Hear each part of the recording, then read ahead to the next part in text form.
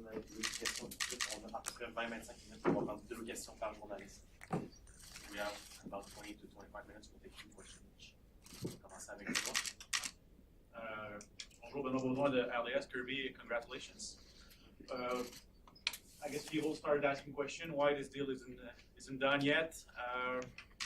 Were you kind of worried in the last few days, or are you happy with the outcome? No, I wasn't worried at all. My job is just to focus on hockey and train all summer and kind of let Kent and the team and my agent kind of go through that stuff. But I'm excited to be here, and it's a good first day, good skate, and good to be around the guys and get integrated in the locker room and stuff. And just really looking forward to the start of camp and getting things rolling.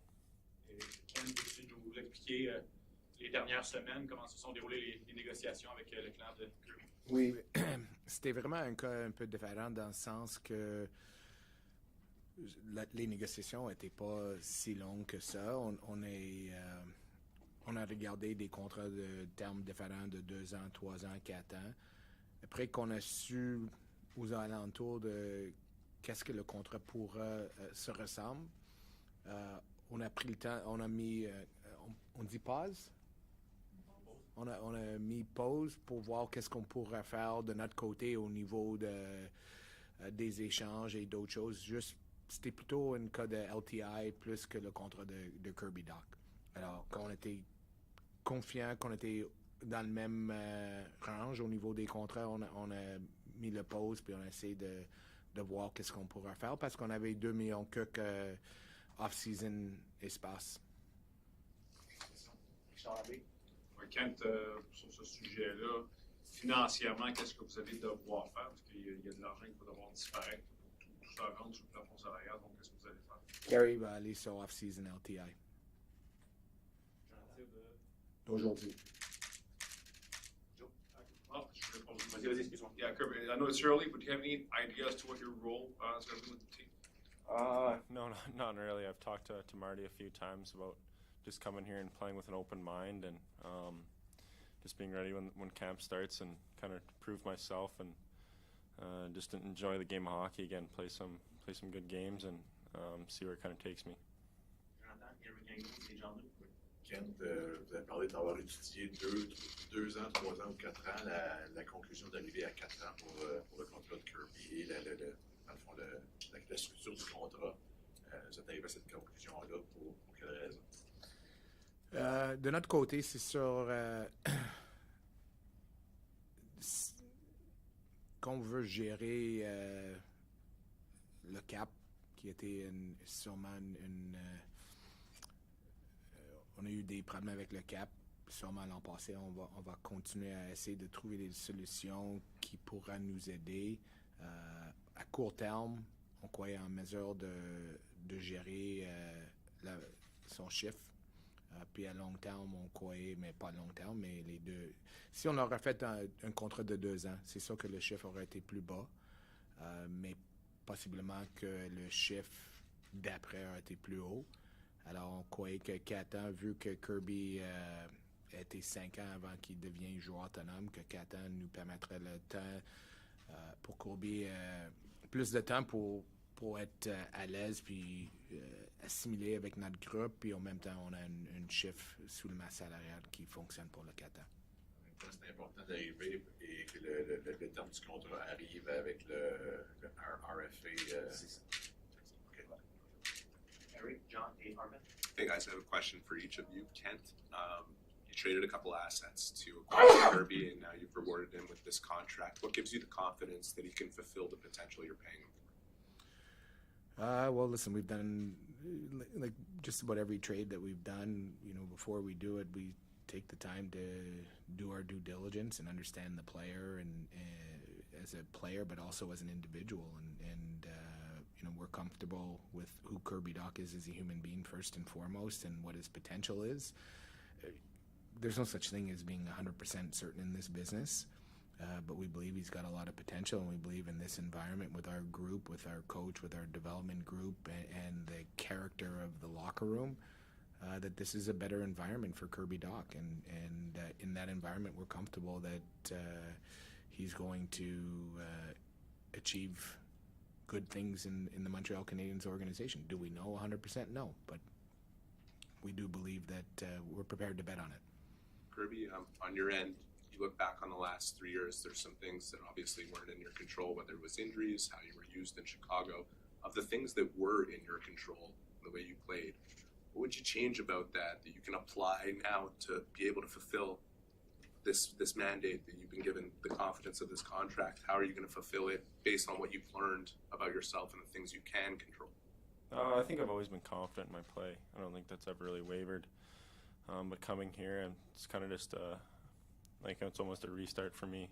Obviously, like you said, the 3 years in Chicago, ups and downs, whether it's things like control or not control. But I'm in a good spot. I feel good with my game. It was good to get out and skate with some of the guys today. And I think the biggest takeaway I have coming here is just to play free and be creative and just use my instincts a little bit more, trust myself around the net, shoot a little more pucks, just kind of be that dual threat player that I want to become. And I spent most of the summer working on that and just trying to break out of the past 3 years and put it behind me and focus on the positives moving forward.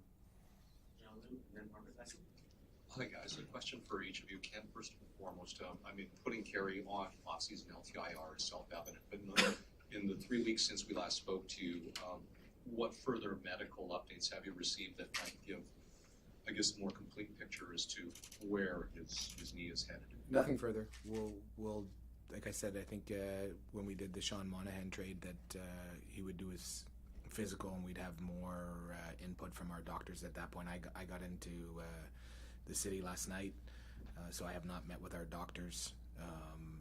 But as I said, you know, our sense is that Carey's knee has not responded to any kind of treatment and rehab that's been attempted since he had the surgery after the playoff run, and you know we're not very optimistic that short of some kind of intervention that things will change. So we're comfortable that we can put him on LTI at this point in time. And Kirby, in your off-season training, skating with the guys today, I'm just wondering, what is your body telling you with respect to where you feel your game will be, like knowing where you were at prior to the hand injury that started things down a little bit of an unfortunate path? I feel 100% healthy. There's really no problems with the wrist anymore. It's completely healed, and I think it took a little bit longer than I thought it would. And but it's good to kind of be at full health and trust my body and my instincts out there, and not second guess anything. And I don't really have any health issues or anything like that. I just feel confident and ready to play, and just really itching for camp and to kind of prove myself and establish something in the league here. Martin, Patrick, and Raphaël Lucien. Okay, one for each of you as well. Ken, regarding your cap situation right now,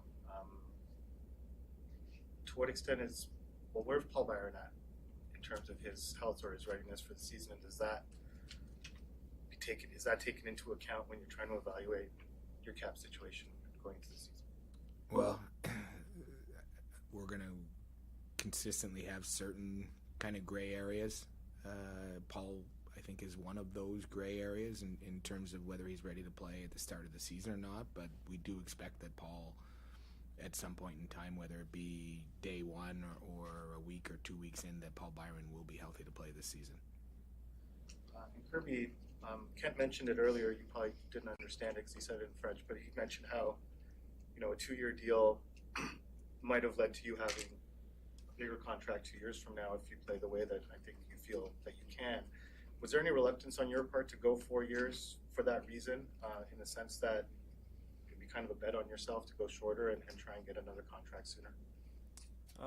Yeah, I think there's pros and cons to both deals, and it took a little bit of thinking and some time, and asked some people that I really trust in this world, like family and friends that are close to me, and just kind of figured that the 4 years gives me a little more time to grow and develop, especially with this team and where the direction's heading, and to get in the groove with the guys and kind of start to build something chemistry-wise in the locker room, and build a team here. So I think that the 4-year deal really helped me out in the kind of the long run. Yeah, if things all go well and we're sitting here at the end of 2 years, I might be leaving money on the table. But at the end of the day, it's about winning Stanley Cups and not about making a lot of money. Obviously, that comes down the road, but that's second thought after winning. And if I could just interject, sorry, Pat. Just for clarity, in terms of what my response was, at least intended to mean, the cap number is sometimes different. Like if we did a 2-year deal, his cap number is less. We do a 4-year deal, it falls in the middle. But it's the averaging out of 2 deals as opposed to taking 2 standalone contracts, right? So effectively, he is getting paid a pretty fair number for the subsequent 2 years based on what we viewed a 2-year marketplace to be. So, I think both sides bet on each other a little bit here and create an environment where, having that runway, hopefully for Kirby, I answered Eric saying, we don't know, we believe in him. That doesn't mean we're expecting Kirby Dach to put the Montreal Canadiens on his back in October of 2022. We want to create this process where he's going to continue to grow. He's 21 years of age. Ken, just following up on our pun, you have 2 other guys who are technically, I think, on the injured list right now, Drouin and Monahan. Mm-hmm. Do you have any more sense than you had a while ago what those guys are going to be ready? Well, I spoke to Sean today, and he's going to skate with the group tomorrow. He feels great. I think when he had his first hip surgery, it was supposed to be 6 to 7 months, and he came back 4 months. And I think he struggled with that, forcing the recovery and then ending up making it a prolonged recovery. So he feels great, but, I was very clear with him, like, we didn't trade for you to play opening night against Toronto. If it's a week later, if it's 2 weeks later, that's fine. So it sounds like he feels really good. If it's not opening night, I sense that it's pretty close. And I think the same for Joe. Raphaël, Marc-Antoine, and we'll finish with James. Kent, avec Kirby, Sean, Jake Evans, Suzuki, Bourac, vous avez 5 centres de la Ligue nationale. Est-ce qu'il y en a un dans ces 5-là, peut-être plus susceptible de jouer à l'aile? Est-ce que Kirby peut jouer à l'aile aussi? Je pense que je vais laisser ça plus à Martin et son staff pour déterminer pendant le camp d'entraînement puis dans la saison. Je pense que la position est tellement importante qu'on aimerait plus avoir le profondeur qu'un manque de profondeur au centre. Mais à propos de quel joueur, je ne peux pas vous répondre dans le moment. Sur un autre sujet, Caden Primo, c'est le seul maintenant qui n'a pas de contrat avec vous. Vous en êtes où dans les négociations avec Caden? J'ai parlé avec son agent un matin, puis je pense qu'on s'approche vers une entente. J'aimerais que ça soit aujourd'hui, mais je m'attends que ça se règle bientôt. On revient demain. Pardon? On va revenir demain. Okay. Yeah, a question for both of you. Kirby, we heard through a video that was released by the Canadiens earlier that when he welcomed you on the team, Kent said, we're going to play on offense. To you, what does it mean to hear that from your new GM, that you're coming into an environment where the team seems to be focused on playing offense? And what sort of opportunity does it bring to you compared to if you had stayed in Chicago, for example? Yeah, it's obviously a great opportunity. When Kent and I talked then, I was still kind of going through a lot of emotions, but I was super excited. And once kind of the dust settled and I could see the forward group here and kind of the direction they took, kind of when Marty took over and how well they played and how kind of free and offensive and flowing the game really became for them, it was quite exciting for me to kind of get an opportunity to come here and play. And I think it'll fit into my game, and my game fits into it. And come September 22nd, I'm excited to get things rolling and see how it all plays out. Et puis, Kent, si j'ai une question de plafond salarial pour toi.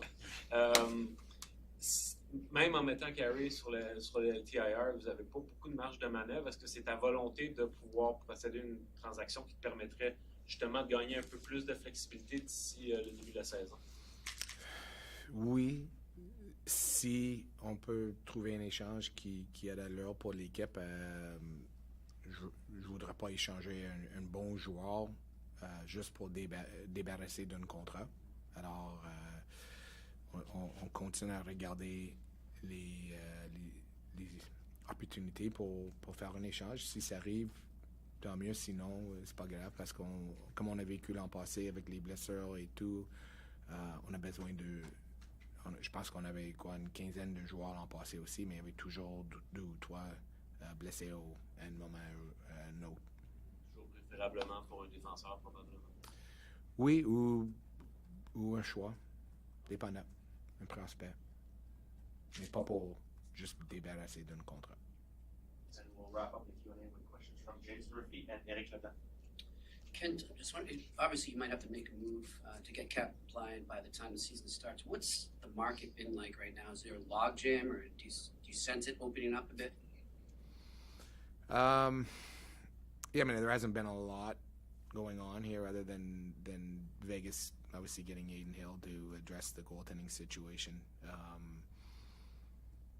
We've got waivers, different things that will, they're forthcoming in terms of, from our standpoint, possible additions to the roster. Obviously, that we're limited based on cap. That's why once we had a general sense as to where we were going with Kirby, we said, let's just table this and we're going to revisit. We're comfortable that we're going to be able to conclude a deal. But if we had done another transaction, maybe we didn't go in off-season LTI, and then that gave us more flexibility during the season. But we just got to a point where we felt like we needed to conclude his deal, get him here. It was more important at that point that he be around the group and not do it during training camp and have any kind of, the noise that comes with being at camp without a contract. So we went ahead and did it. We're having conversations. I always believe deals can happen at any point, and don't believe that it's impossible to do. So you have conversations, and sometimes they lead nowhere, and sometimes they lead to something. So we just keep working the phones and see where it goes. Juste une précision par rapport au plafond salarial. Est-ce que ça change quelque chose concrètement pour toi de placer Kirby maintenant sur la liste des blessés à long terme? Il n'y a pas trop d'impact? Si on aurait pu attendre la saison régulière, ça nous aurait donné de flexibilité pendant la saison. Plus, on aurait pris le contrat de Sean Monahan contre le contrat à Carey, puis on aurait gardé l'espace. Dès que tu le mets sur off-season LTI, on perd son chiffre. C'est ce qui termine la période de questions. Merci Kent, merci Kirby, merci tout le monde. Thanks. Thank you. Congrats, Kirby.